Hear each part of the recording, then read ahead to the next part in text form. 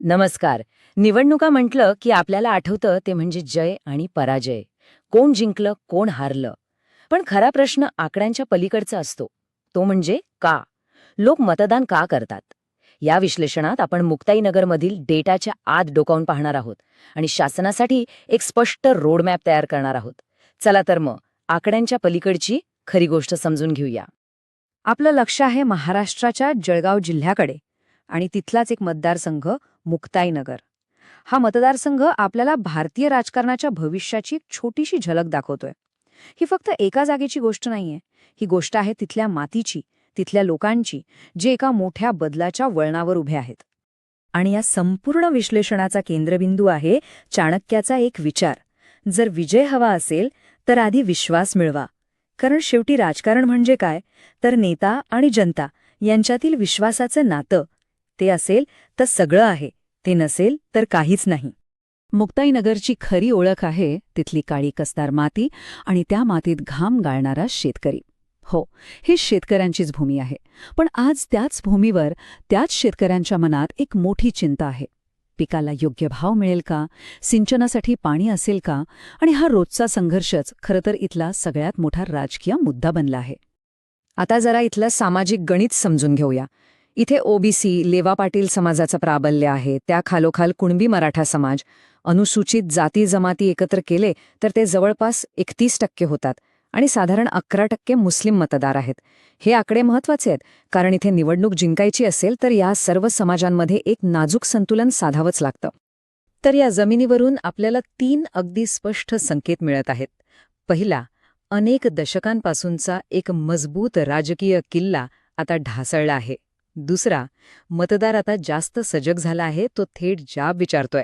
आणि तिसरा, जो सगळ्यात मोठा आणि महत्वाचा संकेत आहे, तो म्हणजे शेतकऱ्यांच्या मनात धुमसणारा असंतोष. हा आवाज दुर्लक्षून चालणार नाही. आता हा आकडा बघा, 3.5%. 2019 ते 2024 या काळात मतदानात झालेली ही वाढ आहे. हा फक्त एक नंबर नाहीये. याचा अर्थ हजारो नवीन आवाज, हजारो नवीन अपेक्षा आता मतपेटीतून व्यक्त होत आहेत. लोकशाहीतला हा वाढता सहभाग बदलाची एक शांत पण अतिशय ठाम मागणी करतोय. आणि आता विजयाचं गणित बघा, किती नाट्यमय बदल आहे. 2019 मध्ये विजय आणि पराभवात फक्त 0.99% अंतर होतं, म्हणजे अगदी काठावरचा विजय. आणि 2024 मध्ये हेच अंतर थेट 11%वर गेलं. हे काय असंच झालं? अजिबात नाही. हे दाखवतंय की मतदार आता कुठल्याही एका नेत्याला किंवा पक्षाला कायमचं आपलं मानत नाहीयेत. ते विचार करत आहेत आणि प्रतिक्रिया देत आहेत. गेल्या 4 निवडणुकांचा हा तक्ता बघा. ही एका मोठ्या बदलाची कहाणीच आहे. एकेकाळी भाजपचा गड मानला जाणारा हा मतदारसंघ, जिथे एकच नेत्याचं वर्चस्व होतं, तिथे आधी एका अपक्ष उमेदवाराने आणि आता शिवसेनेच्या शिंदे गटाने बाजी मारली आहे. म्हणजे भाजपची जी जुनी घट्ट पकड होती ती आता सैल होताना दिसतीये. इथे जे काही घडलं त्याला राजकीय विश्लेषक पॉलिटिकल स्किझम म्हणजेच राजकीय दुफळी असं म्हणतात. पण ही फक्त 2 नेत्यांमधली लढाई नाहीये. जरा विचार करा, जसे एखाद्या मोठ्या धरणाला एक बारीक तडा जातो आणि मग हळूहळू अख्खं पाणी एका नव्याच वाटेने वाहू लागतं, अगदी तसंच इथे मतदारांचं एक जुनं घट्ट समीकरण तुटलं आणि त्यातून जी पोकळी तयार झाली, त्यामुळे मतदारांना आपल्या निष्ठेचा पुन्हा एकदा विचार करावा लागला. आणि हाच तो बदल आहे. डावीकडे आहे जुनं राजकारण, जे एका मोठ्या नेत्याभोवती फिरायचं. पण उजवीकडे बघा, हे आहे नवं राजकारण, जिथे लोकांच्या समस्या, विशेषतः शेतीचं संकट, राजकारणाची दिशा ठरवतंय. आता मतं वारसाने मिळत नाहीत, ती कामातून कमवावी लागतात. थोडक्यात सांगायचं तर आता आडनावापेक्षा कामाला महत्त्व आलं आहे. आणि जेव्हा राजकारण असं मुद्द्यांवर येतं, तेव्हा एका गोष्टीचं महत्त्व खूप वाढतं.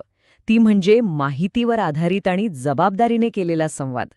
बघा, एका निरोगी लोकशाहीचा पायाच हा आहे की नेत्यांनी लोकांचं ऐकावं आणि जे खरं आहे, जे शक्य आहे, तेच बोलावं. याच पायावर विश्वासाची इमारत उभी राहते आणि मुक्ताईनगरचे मतदार आज तीच अपेक्षा करत आहेत. मतदार खूप हुशार असतो आणि त्याचं उत्तम उदाहरण म्हणजे मुक्ताईनगर. जेव्हा लोकसभेची निवडणूक असते तेव्हा ते देशाचा विचार करतात, स्थिरतेचा विचार करतात आणि भाजपला मत देतात. पण जेव्हा विधानसभेची निवडणूक येते तेव्हा त्यांचा विचार बदलतो. तेव्हा स्थानिक प्रश्न म्हणजे शेती, पाणी, रस्ते हे मुद्दे महत्वाचे ठरतात. हा गोंधळ नाही, ही मतदारांची प्रगल्भता आहे. मग अशा परिस्थितीत हा जो विश्वास तुटलाय तो पुन्हा मिळवायचा कसा? ही 90 दिवसांची योजना त्याचाच एक मार्ग दाखवते. पहिली पायरी, लोकांमध्ये परत जा, त्यांच्यात बसा आणि त्यांचं ऐकून घ्या. दुसरी पायरी, तुमचा संदेश सोपा, थेट आणि लोकांच्या काळजाला भिडणारा हवा. आणि तिसरी पायरी, तुमचं संघटन मजबूत करा आणि योग्य वेळी योग्य उत्तर द्या. तर लोकांच्या मनात नक्की आहे तरी काय? ह्या स्लाइडवर त्यांच्या समस्यांची तीव्रता दिसते. सगळ्यात वर सगळ्यात गंभीर समस्या आहे शेतीची. पिकांचे भाव, सिंचनाची सोय नाही आणि कर्जाचा बोजा. त्या खालोखाल येतात ग्रामीण भागातील खराब रस्ते आणि विजेचा खेळ. बेरोजगारीमुळे तरुण मुलं गाव सोडून शहरात चालली आहेत. पण ह्या सगळ्या समस्यांच्या मुळाशी एक गोष्ट आहे, राजकारण्यांवरचा तुटलेला विश्वास. मग अशा वातावरणात यशस्वी होणारा उमेदवार कसा असायला हवा? तो स्थानिक असावा, इथल्या मातीतला, शक्यतो कुणबी किंवा पाटील समाजातला, जेणेकरून भाजपच्या पारंपरिक मतांना तो आकर्षित करू शकेल. त्याला शेतीतलं कळायला हवं, त्याची प्रतिमा स्वच्छ हवी आणि सर्वात महत्त्वाचं म्हणजे तो आघाडीतल्या सगळ्यांना सोबत घेऊन चालणारा असावा. आणि आजच्या काळात विश्वास जिंकण्याच्या या प्रवासात एक नवीन पण तितकंच महत्त्वाचं तत्त्व जोडलं गेलंय, ते म्हणजे लोकांच्या माहितीचा आदर. आपण जेव्हा लोकांची माहिती वापरतो तेव्हा ती त्यांच्या परवानगीने आणि फक्त एका चांगल्या ठरलेल्या कामासाठीच वापरायला हवी.